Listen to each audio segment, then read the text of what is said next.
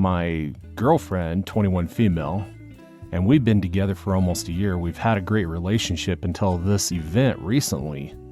We're both in college and we had this Friendsgiving event to go to with our friend group. It was a potluck sort of thing where everyone just brings your own dish. I brought mac and cheese and my girlfriend made some brownies. I'm only mentioning this because it's relevant, but I am deathly allergic to walnuts and my girlfriend knows this. If she gets me food, she makes sure that there's none whatsoever in it. I most generally ask again just to make sure that there's none in it. Well, later at the party, I was going to go over to have one, and I asked her just to make sure that there was no walnuts, and she said for sure that there weren't, so I went ahead and I ate one. Then I began to feel a bit dizzy and nauseous, and then I went over to my girlfriend and mentioned that I didn't feel so well, asking again about the walnuts or cashews in the brownies, and she said no. She said I was fine and to just enjoy the party. Then I realized I was going to break out into hives, but my throat was itching and I realized that I was having a reaction at this point. I felt my tongue started to swell up and I could feel my airway getting smaller, which is extremely scary, as it usually means I'm going into anaphylactic shock. I asked for my EpiPen. Usually she keeps it in her purse when we go places since I don't have a bag, but she said it was in the car and I ran out to get it. I used it on myself and then I had to go into the hospital. It was really embarrassing because I basically killed a party for everyone, but everyone was just glad it turned out okay. This is where there's a problem. I didn't eat anything at that party except the apple cider and the brownie. I asked my girlfriend about it again and she broke down crying, saying she didn't put them in there as it was in the recipe, but forgot when I asked. Apparently, she remembered after I had to go to the hospital and felt really embarrassed it took so long to remember and didn't want to tell me. I feel like she's lying to me. She never buys anything or cooks with walnuts. She said that she hates them, but then she puts them in the brownies and then forgets that she did after asking her twice and saying I'm going to eat them. She has known I am deathly allergic ever since we started dating, but I just don't get how she forgot twice, especially if she literally made them 2 hours before the problem. If she did it on purpose, that literally makes no sense. Either I don't see why she would ever do something like that, but I also don't see how it could be an accident. I'm just very confused and concerned in all honesty. I really like her, but I am tempted to leave after that because the whole deal was very scary and I can't help but blame it on her.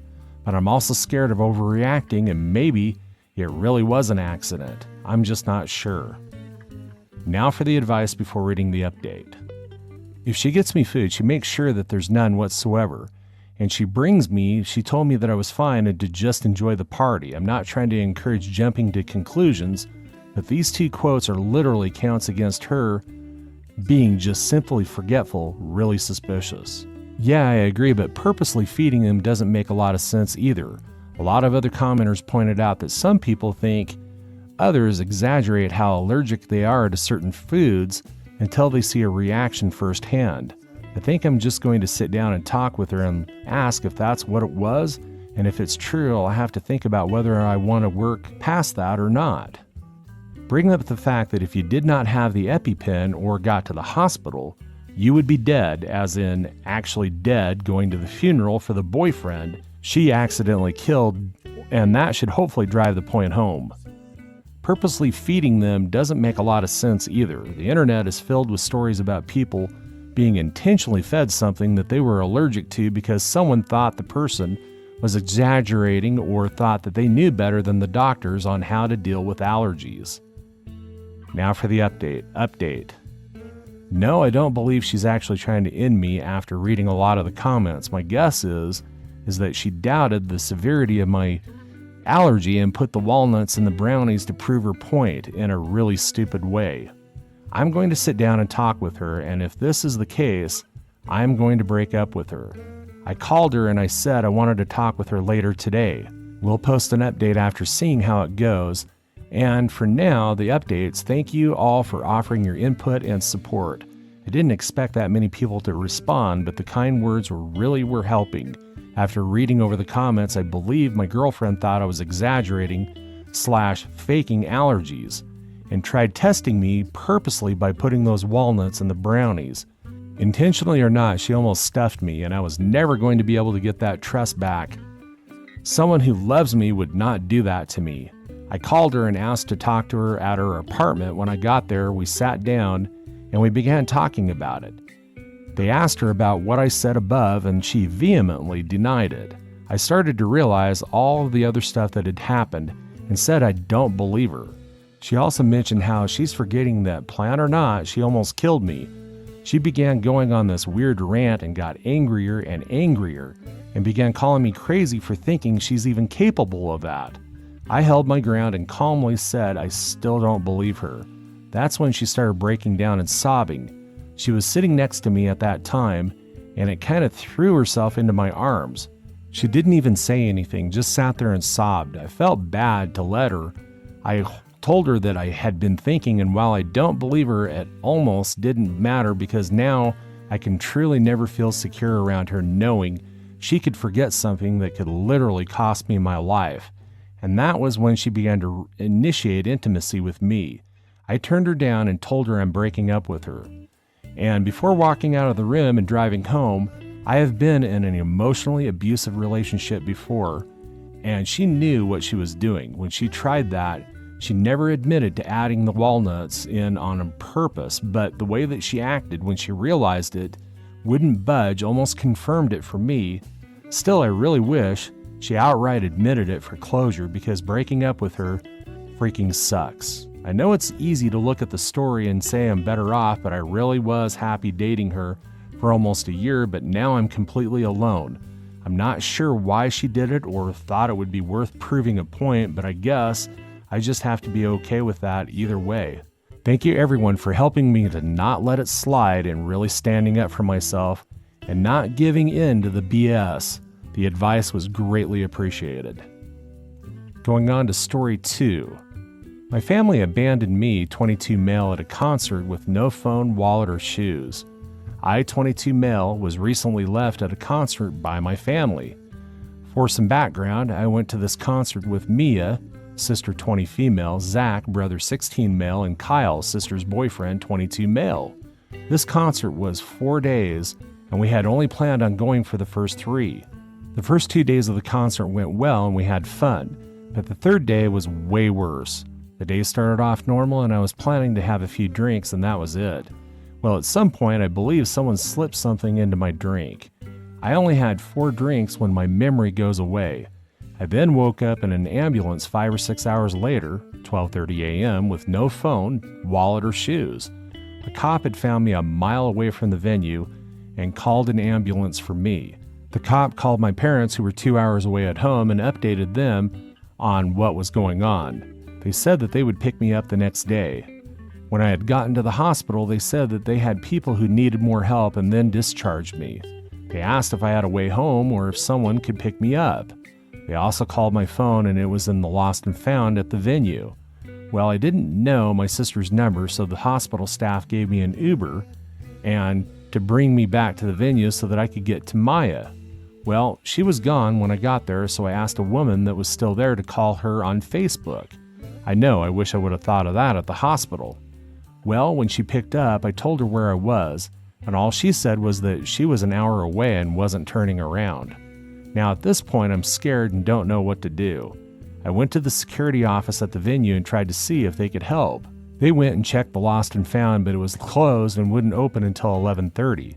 They gave me a few bucks to get something to eat and then drove me to the camping area of the venue and tried to see if someone would let me stay with them. I then found a man that helped me out a lot.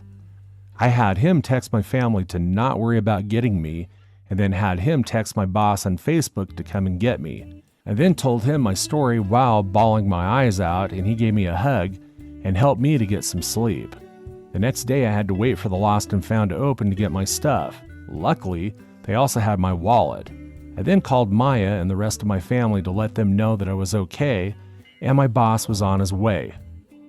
When I talked to them, they acted like the whole situation was my fault and that I wasn't being a responsible older brother. When I finally got to my parents' house, they were not there. I did not get an apology from Maya or anyone else.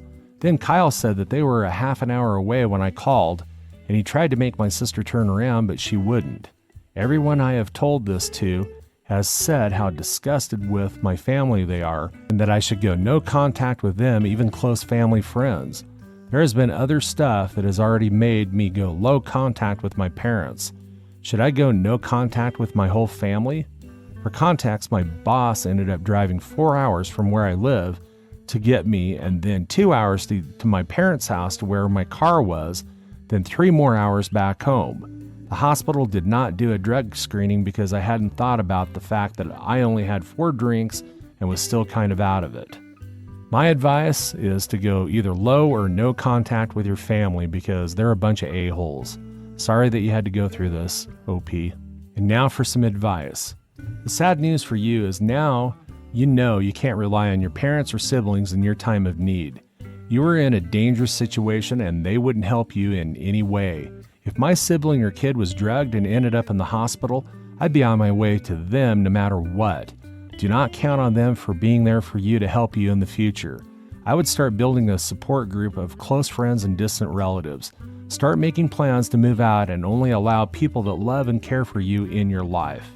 It sounds like Kyle tried to do the right thing but didn't have much power for it. But everyone else I would not talk to for a very long time, if ever.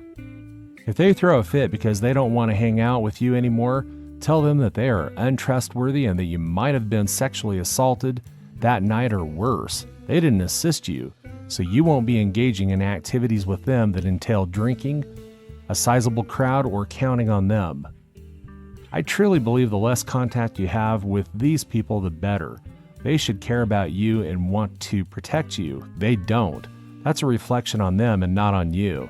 My mind is spinning even considering all the things that could have happened. Thankfully, you're safe and okay.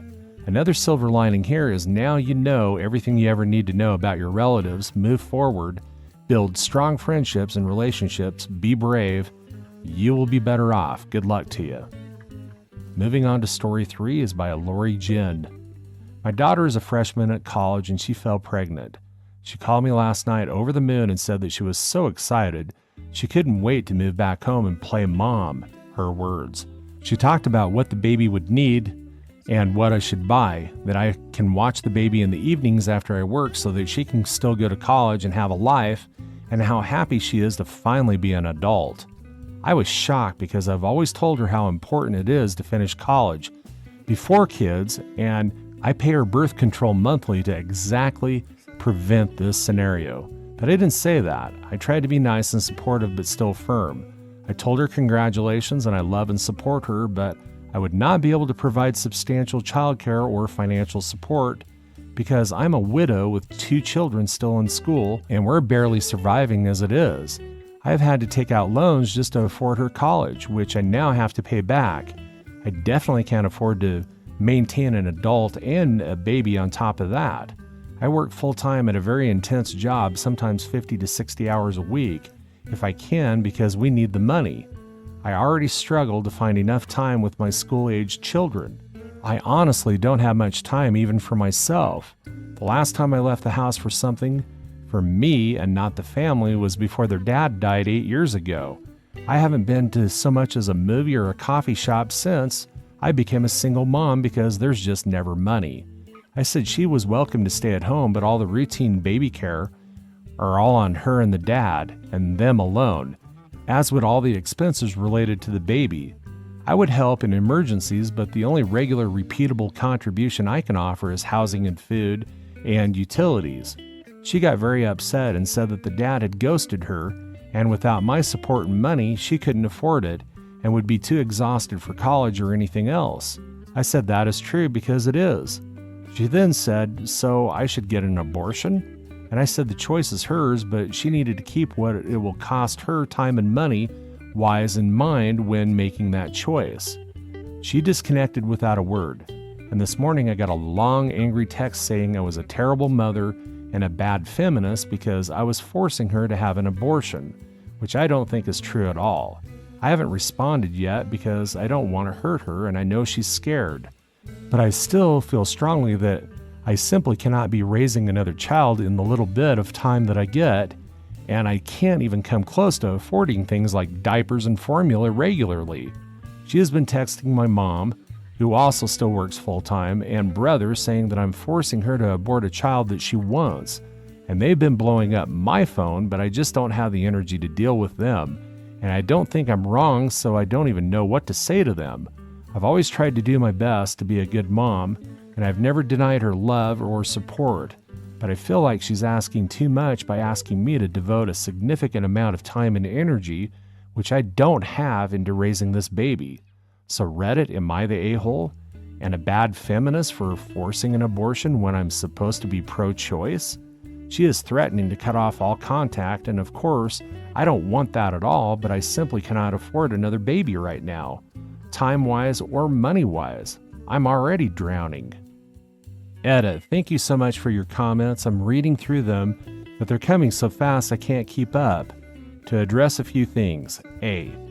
I don't think she meant play mom the way many of you perceive it, or I may have made it sound.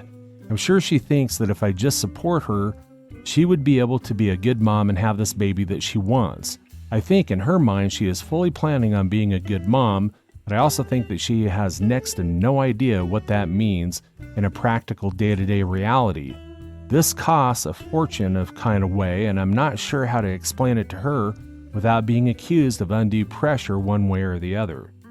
B. The accusation does hurt because the truth is, I would much prefer that she have an abortion, but I'm really trying hard not to influence her one way or the other, so I'm not sure where the boundaries are between sharing your experience and convince them to abort, at least in her mind.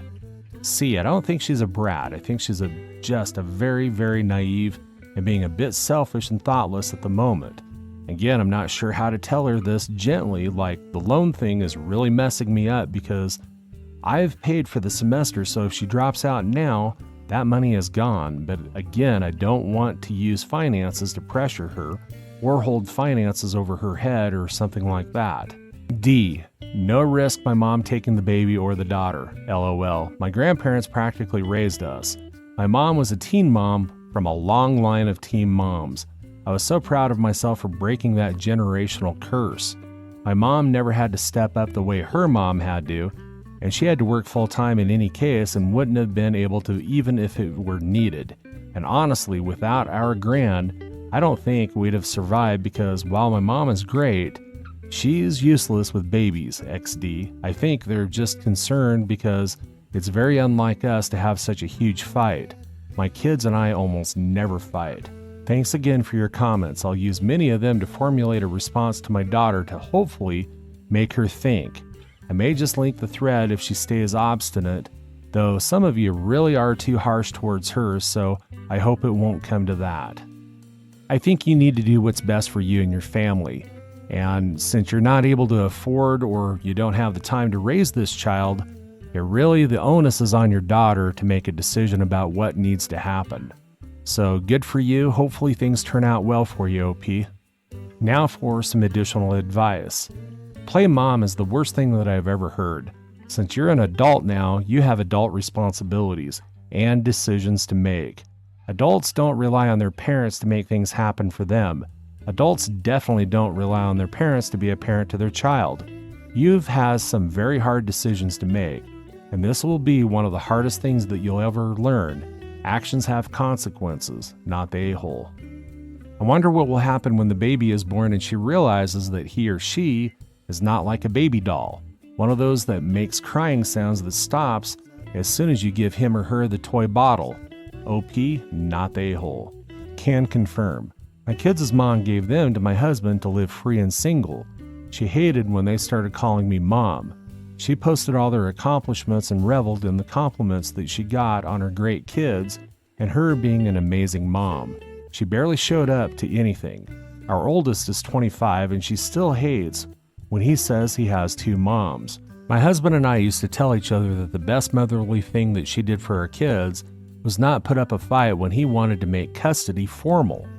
We knew that they had had a rough life and be stuck in the same cycles. We were proven right when his other daughter got pregnant at 13. The kids we raised are graduating college this year and have 0 kids. My husband and I raised his 2 boys from the ages of 2 and 3. They called me by my first name until the older started school, then he started calling me mom, and so did his little brother. Then they started calling her Cheryl, my black-haired mom. Boy, she hated that. Not much she could do though. She only saw them about once a year, and when they were young teens, they started refusing that because the 1 week that she had them in the summer, she would make them clean her yard and house. She died a few years later and neither of them really cared. Moving on to story 4. My cousin and I have 2 kids the same age. We have 12-year-old boys and 11-year-old girls. Her 12-year-old son Damien is autistic and has lots of issues that we believe are unrelated to autism, but we're no experts on the subject. My 12-year-old son Christopher loves hanging out with Damien because he enjoys knowing that he brings some sort of joy to Damien's otherwise rough life. Damien has been kicked out of every school he's been to, so he has no friends. Our daughters are the best of friends as well, basically inseparable. Well, about 2 weeks ago, my cousin asked if she could take my kids for the week. COVID outbreak at school, so school was called off anyway. I said that was fine after asking the kids if they wanted to go. Everything was perfectly fine for the entire week, I thought. I checked on the kids often. They seemed happy and to be having fun. However, that all changed when I picked my kids up. That's when they told me all the weird shit that Damien was doing. Such as my daughter would wake up to Damien stroking her hair or arms while she slept, and when she caught him, he pretended to be asleep. He went into his sister's room at some point during the night against his parents' rules. I guess he also told my daughter several times that he likes her, and when my daughter told my cousin about it, she basically said, "It's okay to have crushes, but where you are related, you simply can't act on it." I guess he also kept trying to take pictures of her. I'm unsure on whether or not she corrected her son's behavior on touching my daughter in her sleep. However, I do know that not once did she tell me anything that had happened. My kids did, while she kept it hush-hush. After finding all this out, I called my cousin and said that my kids would no longer be allowed there because my daughter now felt uncomfortable around Damien. She is pissed because he doesn't mean it. It's not like he went out of his way to be weird. He doesn't understand. It's his autism. But says she ultimately understands. However, she's still making me feel bad about it because her kid has autism and doesn't know why he isn't allowed to see my kids anymore. And I guess he has been having a lot of outbursts since that point.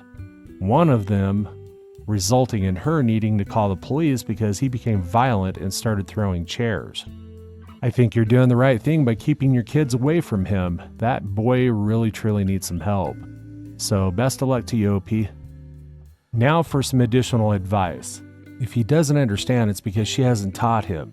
Being autistic doesn't mean puberty doesn't happen to him.